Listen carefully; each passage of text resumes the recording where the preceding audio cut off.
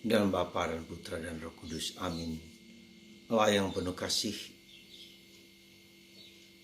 betapa Engkau datang untuk membantu, menyelamatkan, mengangkat, mendorong, memberi semangat, menggairahkan. Segala sesuatu yang secara manusiawi tak mampu kami lakukan. Bantu kami ya Bapa, supaya kami tetap gembira, sukacita, dan penuh semangat dalam menghayati hidup perjalanan ini. Terpujilah namamu kini dan sepanjang segala masa. Amin. Saudara, hari ini kita diajak untuk merenungkan tentang kemandulan. Kemandulan ibu atau orang tua dari Samson. Ya, kemudian kemandulan dari Yoakim dan dari Zakarias dan Elizabeth. Apa makna kemandulan ini? Kemandulan adalah makna simbolisme dari ketidakberdayaan, dari ketidakmampuan, dari kenestapaan, ya, sesuatu yang kita tidak dapat menghasilkan buah. Sesuatu yang unik, yang antik, yang meskipun sudah tua, ya, jadi tidak sesuatu yang menurut pikiran kita, menurut kemampuan kita tak mungkin dapat lagi melakukan hal tersebut. Dan ini merupakan suatu indikasi dari kemanusiaan kita yang tak bisa sampai kepada suatu tingkat yang lebih tinggi. Memang kita diciptakan oleh Allah dengan segala kemampuan dan daya-daya yang hampir mirip dengan Allah.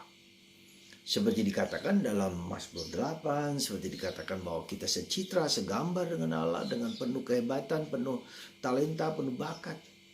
Tapi jangan lupa kita tidak bisa menggapai Tuhan. Kita tidak bisa, bukan hanya sekedar bahwa kita punya kemampuan talenta yang besar, tapi kita tidak bisa menggapai Allah. Ya, bahkan dalam sejarah manusia pun ketika orang bertapa, ketika orang seperti katakanlah seperti mungkin juga Buddha, ya, dengan pertapaan, dengan askese, dengan mati raganya yang besar, dia mungkin mengerti sebagian kecil dari kealahan yang begitu besar itu. Jadi kemandulan itu adalah situasi batin manusia di mana kita tak mampu untuk merangkul Tuhan, untuk menggapai Allah. Dengan segala cara, dengan segala kemampuan, bisa saja orang salah, maka orang bisa, dalam sejarah spiritualitas manusia, orang menganggap kuasa-kuasa tertentu sebagai Allah. Panteisme, animisme. Ya. Nah, disinilah kita melihat bahwa simbolisme mandul itu adalah simbolisme ketidakberdayaan, kerapuhan manusia. Nah, dari dirinya sendiri manusia tak dapat. Karena itulah maka dengan penuh kerendahan hati kita mohon rahmat dari Tuhan. Tuhan mau menyatakan diri dalam Natal ini. Allah menjadi manusia adalah suatu manifestasi, suatu keinginan, suatu kerinduan bahwa Allah ingin manusia sampai kepada dirinya lagi sebagai Sang Pencipta. Karena itulah maka inkarnasi Allah menjadi manusia Natal itu merupakan sesuatu peristiwa yang keren, suatu peristiwa yang dahsyat, ya, bahwa manusia diajak untuk kembali ke tingkat yang paling atas. Dan itulah makna dari Natal. Ya. Apapun kita dengan kemampuan kita tak berdaya. Dan itu nyata dalam perjanjian lama, ribuan tahun bangsa Israel, ya, gagal dan gagal. Bahkan mereka dibuang, dihukum ke pembuangan. Bangsa Israel adalah bangsa yang banyak kali dijajah, dihancurkan oleh bangsa-bangsa lain. Mungkin lebih dari bangsa-bangsa lain, bangsa ini banyak kali dijajah, bahkan dibuang, disingkirkan, dihancurkan karena dosanya. Ya. Jadi saudaraku terkasih dalam Kristus, Natal ini menjadi suatu gambaran ketidakberdayaan manusia. Nah, mampukah kita menyadari ketidakberdayaan itu dan mohon kepada Tuhan supaya Tuhan yang telah hadir itu, yang telah tinggal dalam diri kita itu, membuat kita menjadi mampu untuk bersatu lagi dengan Dia. Bukan hanya sekedar bahwa kita punya talenta, punya bakat, punya kehebatan, bukan itu. Tetapi kita diajak kembali untuk menjadi putra kesayangannya, untuk menjadi bukan hanya ciptaan. Ingat itu, bukan hanya ciptaan belaka, tetapi kita menjadi anak Allah.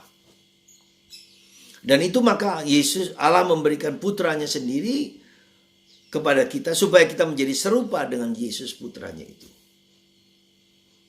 Nah, untuk itu maka apa yang kita mau lakukan, kita mau usahakan, kita mau jalankan sebetulnya bukan yang hebat-hebat, tapi yang sederhana. Mengizinkan Tuhan datang kepada kita. Mengizinkan Roh Allah untuk tinggal bekerja dalam diri kita. Nah, meskipun kita mengizinkan bukan gampang karena ada dosa yang selalu ingin kita tidak bersatu dengan Dia. Maka dalam Galatia bab 5 ya, dikatakan bahwa izinkanlah dirimu, Roh Kudus bekerja dalam diri kita.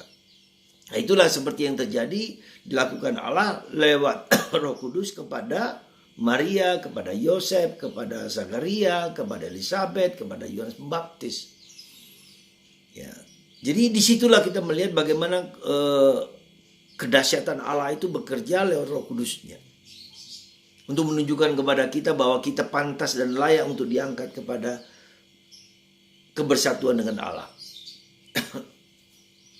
Itulah sebetulnya yang mau mengatakan kemandulan itu tak dapat dan tak mampu kita, ketidakberdayaan kita. Dan dengan demikian, dengan penuh kerendahan hati seperti Maria, Yosef, seperti Elizabeth, seperti Zakaria, untuk dengan sadar, rendah hati, ikhlas, ya, dengan kesediaan, keterbukaan, kolaborasi terhadap intervensi Allah yang selalu ingin datang kepada manusia, selalu ingin menolong kita. Jadi itu suatu keyakinan yang dalam bahwa Kristus, bahwa Allah selalu ingin menolong kita manusia. Semoga Natal ini menjadi suatu kerjasama, suatu sinergi antara kita yang mau diselamatkan oleh Yesus, oleh Tuhan. Dan dengan demikian Dia memampukan kita untuk bertindak, untuk terangkat, ya, sehingga kita mampu menjalankan apa yang ilahi dalam kehidupan kita. Tuhan memberkati Anda dan saya, dan semoga kita semua dikuatkan, diteguhkan, dan terus berjalan mencari Yesus, karena Roh Kudusnya selalu dilimpahkan kepada kita. Tuhan memberkati kita semua, Bapa, Putra, dan Roh Kudus. Amin.